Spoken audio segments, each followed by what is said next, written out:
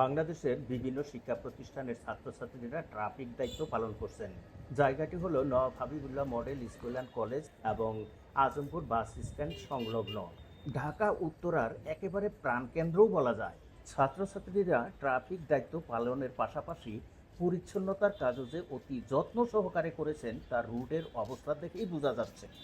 রাস্তার দিকে তাকালে একটি কাগজের টুকরাও দেখা যাচ্ছে না, মনে হচ্ছে যেন বসবাস করার বাড়ির একেবারে উঠান। হাতে লাঠি, মুখে বাঁশি, একেবারে শৃঙ্খলার সহিত ট্রাফিক দায়িত্ব পালন করছে ছাত্রছাত্রীরা।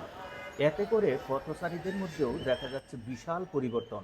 পথচারীদের অবশ্যই ব্যবহার করতে হচ্ছে ফুটপাত। তারা ইচ্ছা করলেই রুট দিয়ে হাঁটাহাঁটি করতে পারছেন না। একেবারে হাতে গোনা কয়েকজন পথচারী ছাড়া সবাইকে ব্যবহার করতে হচ্ছে ফুটওভার ব্রিজ। ফুটওভার ব্রিজ ব্যবহার ক্ষেত্রেও যত্রতত্র উঠানামা করতে পারবেন না। আপনাকে মানতে হবে বিশেষ নিয়ম, শৃঙ্খলার সহিত সিরিয়ালি লাইনে আপনাকে দাঁড়াতে হবে। শুধু তাই নয়, লাইনে দাঁড়িয়ে কোনো অবস্থাতেই একজন আরেকজনকে ওভারটেক করা যাবে না। এই যে সুশৃঙ্খল নিয়মকানুন, এতে সকল শ্রেণীর মানুষ সসম্মানে মেনে নিচ্ছে।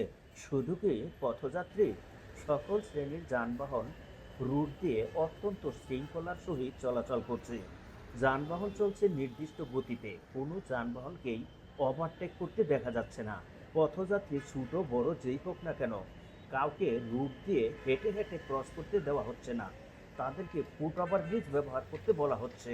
পথযাত্রী যেই হোক না কেন, এই ছোট ছোট শিক্ষার্থীদের সাথে কেউ তর্ক বিতর্কে জড়াচ্ছে না, তাদের কথা তারা সসম্মানে মেনে নিচ্ছে। এই ট্রাফিক দায়িত্বে নিয়োজিত ছাত্রছাত্রীদের দেখা যাচ্ছে সকাল সন্ধ্যা সার্বক্ষণিক দেয়ালে দেয়ালে সাদা রং করে লিখে যাচ্ছেন শহীদদের স্মরণে কিছু কথা। ছাত্রছাত্রীদের সাথে রয়েছেন অভিভাবক কিংবা শিক্ষক শিক্ষিকা বৃন্দ। এই তো ওভারব্রিজটি দেখতে পাচ্ছেন, এটি হলো উত্তরা আজমপুর বাস স্ট্যান্ডের সাথে যে ওভারব্রিজ, এই ওভারব্রিজটি।